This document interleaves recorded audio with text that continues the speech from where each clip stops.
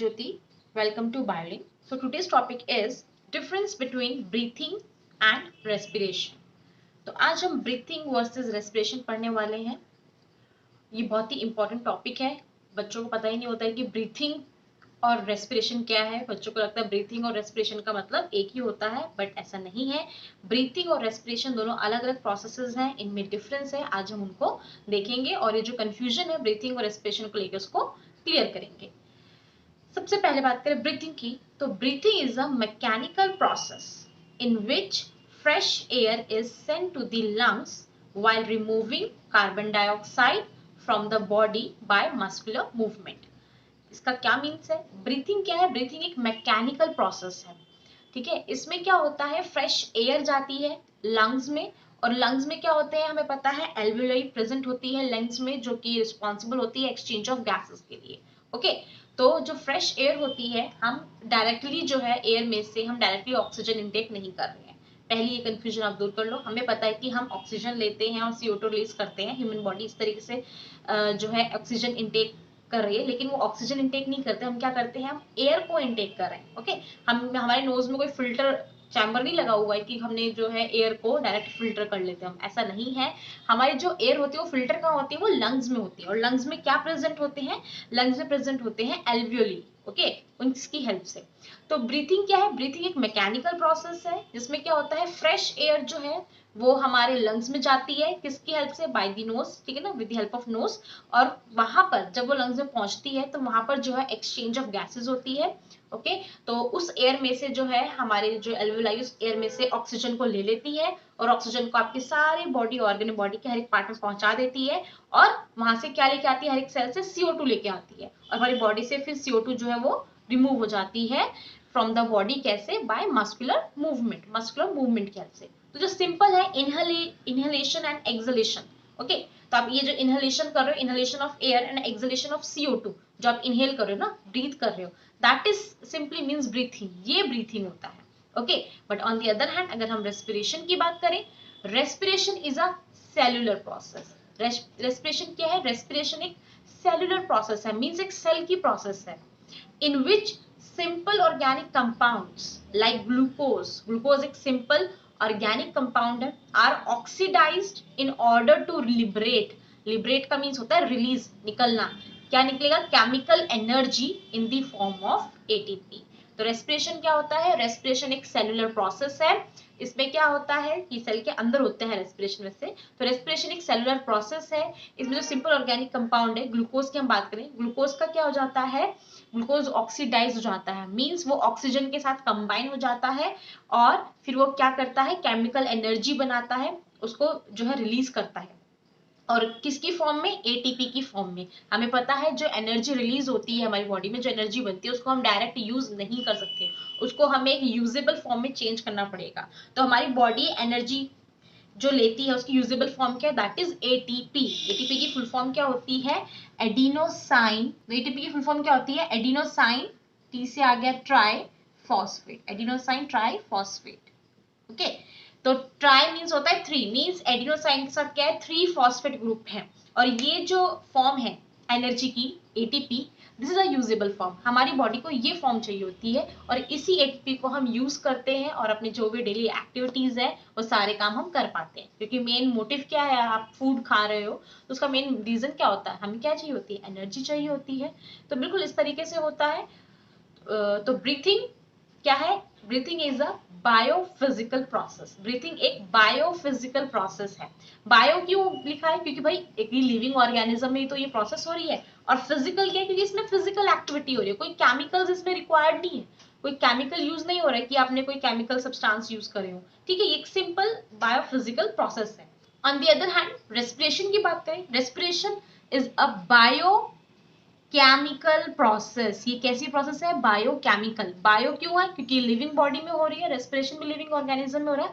And chemical क्यों बोला गया है? क्योंकि यहाँ पे केमिकल तो यूज हो रहे हैं। केमिकल मींस ये ग्लूकोज है, ये हमारे ऑर्गेनिक कंपाउंड है, it is a chemical. ATP बन रहा है, डिनोसाइन ट्राइफॉस्फेट इज अ केमिकल। एक केमिकल रिएक्शन हो रही है, सेल के अंदर एक प्रॉपर केमिकल रिएक्शन होती है। ग्लूकोज जो है वो ऑक्सीडाइज होता है, मींस ऑक्सीजन के साथ कंबाइन होगा, फिर वो क्या लिबरेट करता है, CO2 बनाता है, H2O बनाता है, प्लस एनर्जी रिलीज करता है। और उस एनर्जी को हम किस फॉर्म में कन्वर्ट करते हैं, in the form of ATP। Okay, तो दिस इज अ रेस्पिरेशन। तो रेस्पिरेशन में क्या है, बेसिकली वो रिएक्शन, कौन सी रिएक्शन होती है, यहाँ पर क्या होता है, ये रिएक्शन यहाँ पर टेक प्लेस करती है रेस्पिरेशन में। ग्लूकोज कंबाइन होता है किसके साथ, ऑक्सीजन के साथ, और वो क्या फॉर्म करता है, CO2 carbon dioxide plus water plus energy, ये फॉर्म होता है। और ग्लूकोज का फॉर्मूला क्या होता है, ग्लूकोज का फॉर्मूला होता है C6 carbon compound H12O6 O2 के साथ ये क्या बनाता है, CO2 plus H2O plus energy. और इस एनर्जी को, ये जो एनर्जी है, दिस एनर्जी, ये एनर्जी हम किसकी फॉर्म यूज करते हैं, in the form of ATP। Okay, बात करें इसकी अगर बैलेंस्ड इक्वेशन की, तो यहाँ पर आ जाएगा आपका 6O2, सब में 6 ऐड होना है, ठीक है। यहाँ पे 6 CO2 and 6 H2O plus energy. इस तरीके से दिस आर बैलेंस्ड इक्वेशन जो मैंने अभी यहाँ पे लिखी है, ठीक है। आप यहाँ पर चेक भी कर सकते थे, यहाँ पे कितने कार्बन है, how many carbon, 6 carbon, there also 6 carbon. Okay, how many oxygen are there, 6 oxygen यहाँ पे, and 6 2 12, 12 plus 6 that means 18 oxygen. तो यहाँ पर आप देख सकते हो 6 2 12 एंड यहाँ पे 6, तो कितने हो गए, 18 ऑक्सीजन हो गए। ओके, उसके बाद बात करें हाइड्रोजन की, how many hydrogen are there, 12 hydrogen. यहाँ पर बात करें 6 2 12, तो आपके यहाँ पर क्या है, ये बैलेंस्ड इक्वेशन हो चुकी है, प्लस एनर्जी। तो ये जो रिएक्शन हो रही है, ये जो glucose oxygen carbon dioxide reaction हो रही है, कहाँ हो रही है, ये हो रही है सेल के अंदर, और that's why respiration is called a cellular process. Respiration क्या है, ये एक बायोकेमिकल प्रोसेस है। On the other hand breathing क्या है, breathing is a biophysical process, वो एक मैकेनिकल प्रोसेस है। ओके, नाउ थर्ड पॉइंट की बात करते हैं ब्रीथिंग में। तो ब्रीथिंग क्या करता है, प्रोवाइड्स ऑक्सीजन। ब्रीथिंग में क्या हो रहा है, provides oxygen for respiration while removing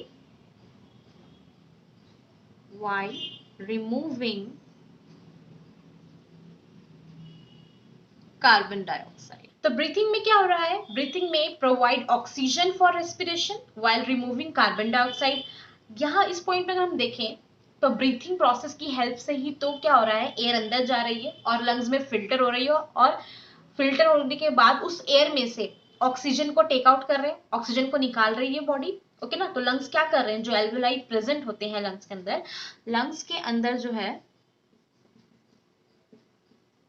alveoli present होती हैं, एंड ये ही रिस्पॉन्सिबल होती है किसके लिए, फॉर एक्सचेंज ऑफ गैसेस।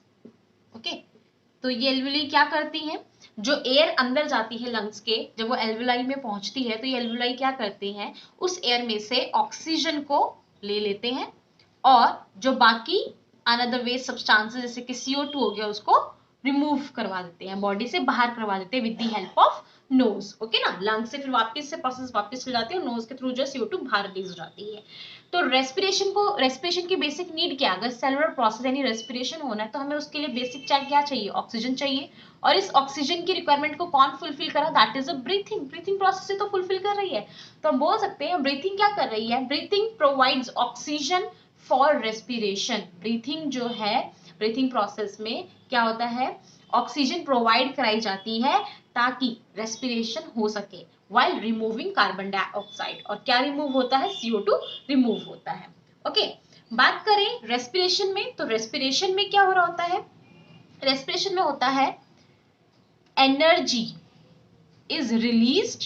तो रेस्पिरेशन में क्या होता है, energy is released in the form of ATP। Okay, तो रेस्पिरेशन में क्या हो रहा है, एनर्जी रिलीज हो रही है, किसकी फॉर्म में, ATP की फॉर्म में। ATP this is a usable form, ये यूजेबल फॉर्म है हमारी बॉडी के लिए। हमारी बॉडी जो है एनर्जी को कन्वर्ट करती है ATP में, सो दैट उस ATP जो एनर्जी उसको यूटिलाइज कर सके।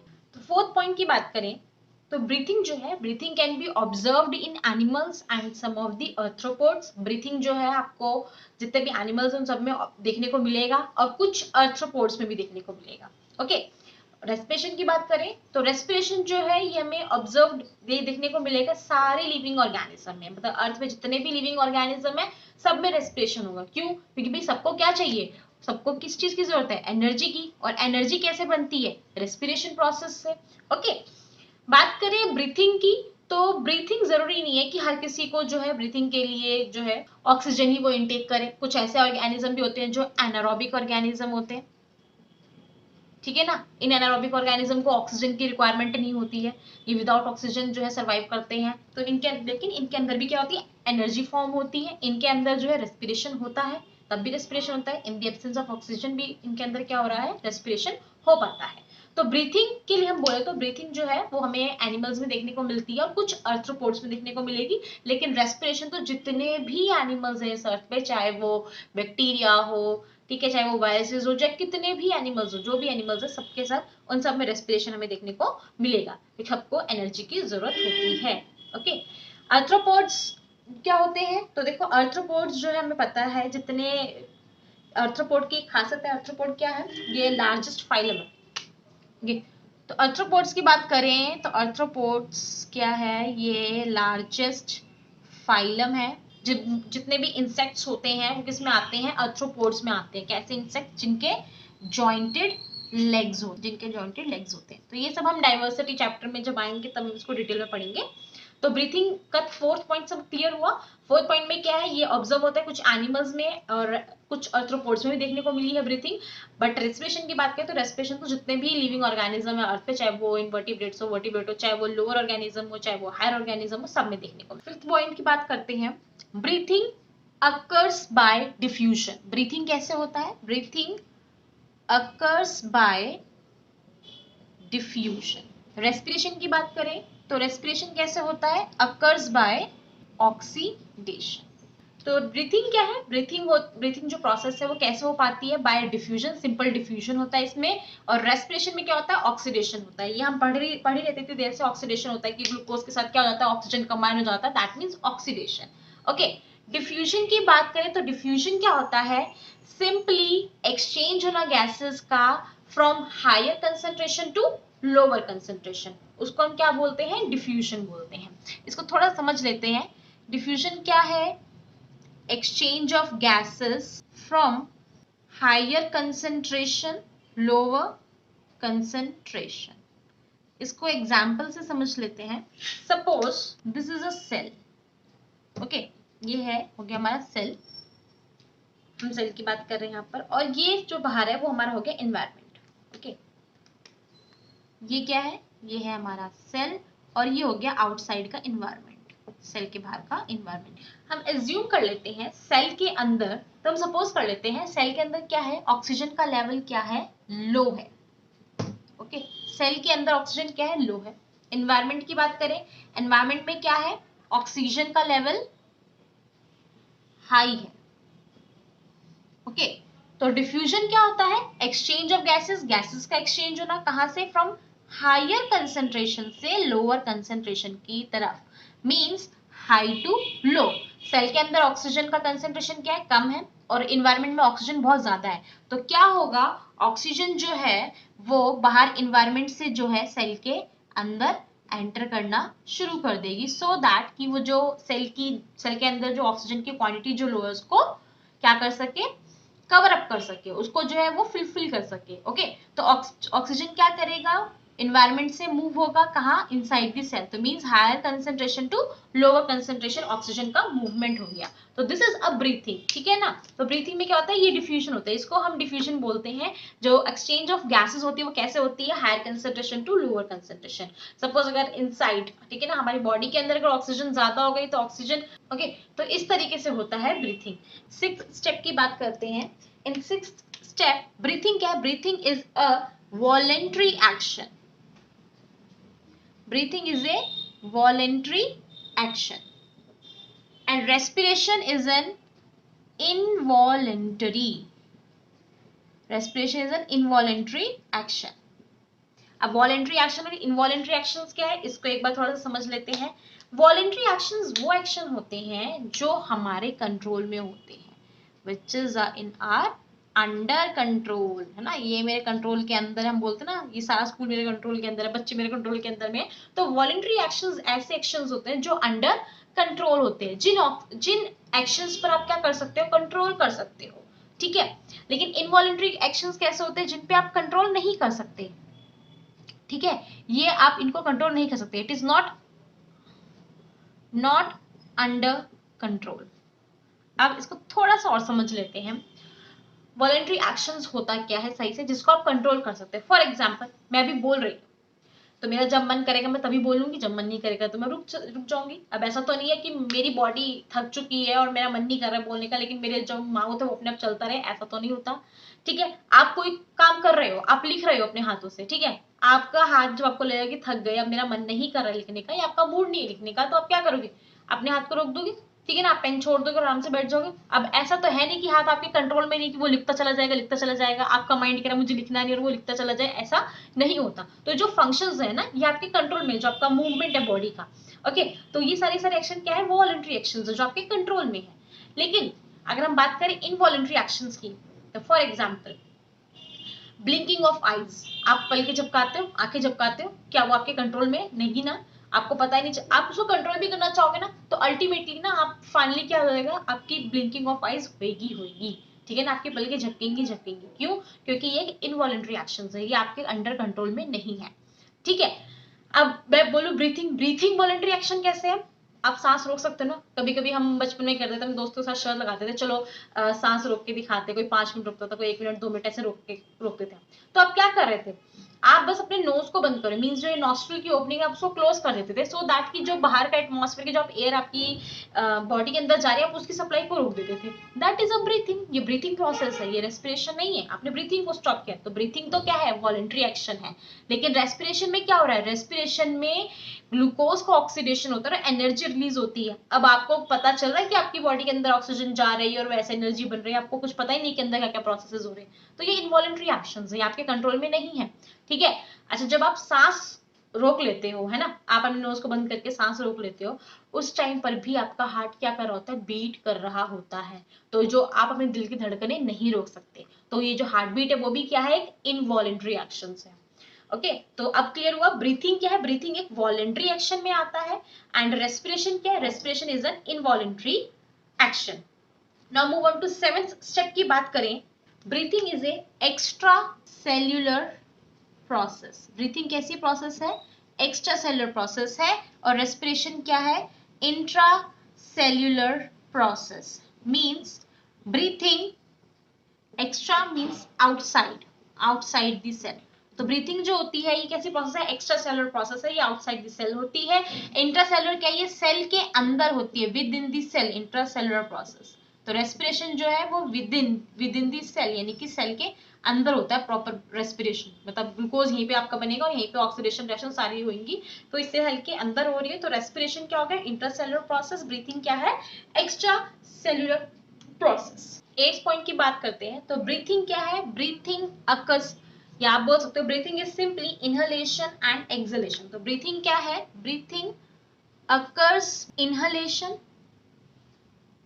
इनहेलेशन मींस होता है इनटेक, आपने इनटेक किया लिया है, ओके, इनटेक ऑफ गैसेस या इनटेक ऑफ फूड, जो भी कोई भी चीज इनटेक करो, तो occurs through inhalation followed by exhalation, ठीक है ना, एक्सहेलेशन मींस आउटसाइड जो चीज जा रही है। रेस्पिरेशन की बात करें तो रेस्पिरेशन अकर्स थ्रू, तो रेस्पिरेशन क्या है, respiration occurs through glycolysis followed by Krebs cycle, okay. तो ब्रीथिंग की बात करें तो ब्रीथिंग क्या है, breathing occurs through inhalation followed by exhalation, means breathing में जो है इनहेलेशन होता है, इनटेक करते हैं गैसेस का, एंड साथ का इनटेक करते हैं गैसेस का, और साथ के साथ जो है एक्सहेलेशन हो जाता है किसका, CO2 का, ओके। इनहेलेशन किसका होता है, इनहेलेशन होता है एयर का, air is a mixture of gases, और एक्सहेलेशन हो जाता है CO2 का। रेस्पिरेशन की बात करें, respiration occurs through glycolysis followed by Krebs cycle. तो हमें पता है रेस्पिरेशन में बेसिकली एनर्जी जो है जनरेट होती है, एनर्जी फॉर्म होना, दैट इज द रेस्पिरेशन, ठीक है ना।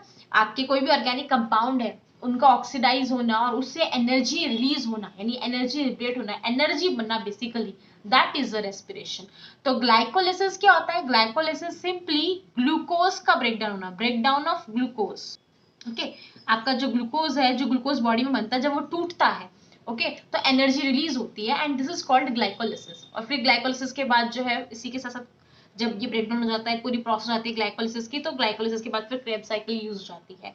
ठीक है, ग्लाइकोलिसिस से जो फाइनल प्रोडक्ट बनता है दैट इज अ पायरुवेट और पायरुविक एसिड बोला होगा, फिर ये जो है क्रेब साइकिल में एंटर कर जाती है और फिर और एनर्जी फॉर्म होती है। ओके, तो वैसे ह्यूमन बींग्स में अगर हम बात करें तो टोटल जो है 36 या फिर 38 एटीपी लिख सकते हो, इतनी एटीपी जो है फॉर्म होती है। तो ग्लूकोज में 8 एटीपी बनती है, फिर ऐसी क्रेब साइकिल्स में एटीपी बनती है, तो वो सब काउंट होकर टोटल इतनी एटीपी बनती है, मतलब इतनी एनर्जी चाहिए होती है हमें अपने डेली बेसिस के वर्क के लिए। तो ब्रीथिंग क्या है? ब्रीथिंग एक सिंपल प्रोसेस है, इसमें इनहेलेशन हो रहा है एयर का, followed by exhalation of CO2। Respiration क्या है? Respiration occurs through glycolysis, respiration जो है वो ग्लाइकोलिसिस के थ्रू होता है and followed by Krebs cycle, उसके बाद वो क्रेब साइकिल में एंटर कर जाता है। ये हो गया हमारा 8th पॉइंट। 9th पॉइंट की बात करें, ब्रीथिंग में breathing uses ATP and respiration क्या कर रहा है? Respiration generates ATP. Means breathing में एटीपी यूज हो रही है, हम खर्च कर रहे हैं एटीपी का। क्यों? क्योंकि भाई प्रोसेस हो रही है, आप कोई भी आपकी बॉडी प्रोसेस हो गया, आप एक हाथ भी उठाते हो, आप अपनी पलके भी झपकाते हो, तो उसके लिए क्या चाहिए? एनर्जी चाहिए। तो ब्रीथिंग के लिए एनर्जी चाहिए, यहाँ पे एटीपी का खर्चा हो रहा है ब्रीथिंग में। लेकिन रेस्पिरेशन में क्या हो रहा है? रेस्पिरेशन क्या कर रहा है? रेस्पिरेशन जनरेट एटीपी, मींस ये एटीपी फॉर्म कर रहा है, रेस्पिरेशन एटीपी बनाता है और जो ब्रीथिंग है वो एटीपी यूज करता है। ओके, 10th पॉइंट की बात करते हैं। ब्रीथिंग की बात करें तो breathing is regulated by the breathing is regulated by the diaphragm, by the diaphragm. Respiration की बात करें, respiration is regulated by the numerous enzyme. Means breathing जो है ये प्रोसेस ये रेगुलेट होती है with the help of diaphragm. Diaphragm होता क्या है इसके बारे में भी देखेंगे। डायफ्रैम बेसिकली एक स्केलेटल मसल है जो हमारे जो लंग्स हैं उनके नीचे एक सपोर्टिव जो है मसल लेयर होती है जो प्रेजेंट होती है, सो दैट वो लंग्स को सपोर्ट कर सके। ठीक है, तो डायफ्रैम होता क्या है? It is a thin skeletal muscle, एक थिन स्केलेटल मसल है जो सपोर्ट देती है, एक थिन स्केलेटल मसल्स है that sit at the base of the diaphragm. क्या है diaphragm? It is a thin skeletal muscles that sits at the base of the chest. Okay, तो basically breathing में जो है डायफ्रैम का बहुत इंपॉर्टेंट रोल प्ले करता है। डायफ्रैम ये हेल्प करता है, ये ब्रीथिंग की प्रोसेस को रेगुलेट करता है पूरी तरीके से, सो दैट कि एयर जो है इनसाइड आ सके और जो CO2 है वो एक्सहेल हो सके। रेस्पिरेशन की बात करें तो respiration is regulated by the numerous enzyme, बहुत सारे एंजाइम जो है वो यूज होते हैं और उनकी हेल्प से जो है ये पूरी प्रोसेस हो पाती है रेस्पिरेशन। ओके, तो इसीलिए हम रेस्पिरेशन को बायोकेमिकल प्रोसेस बोलते हैं और ब्रीथिंग को हम बायोफिजिकल प्रोसेस बोलते हैं, बिकॉज यहाँ पे डायफ्रैम इंक्लूड है, डायफ्रैम जो रेगुलेट कर रहा है। ठीक है, तो डायफ्रैम का जो मूवमेंट होता है that is a physical movement. Okay, तो ब्रीथिंग में breathing is regulated by the diaphragm. तो डायफ्रैम मैंने आपको बताया था ये एक स्केलेटल मसल्स है जो सपोर्ट करती है चेस्ट कैविटी को, ओके, जो लंग्स उनको सपोर्ट करती है। तो एक बार देख लेते हैं कि प्रॉपर मैकेनिज्म होता कैसे है ब्रीथिंग का, लेकिन हमने बोला है कि ब्रीथिंग क्या एक बायोफिजिकल प्रोसेस है, तो यहाँ पे डायफ्रैम का क्या इंपॉर्टेंट रोल है इसको एक बार समझ लेते हैं।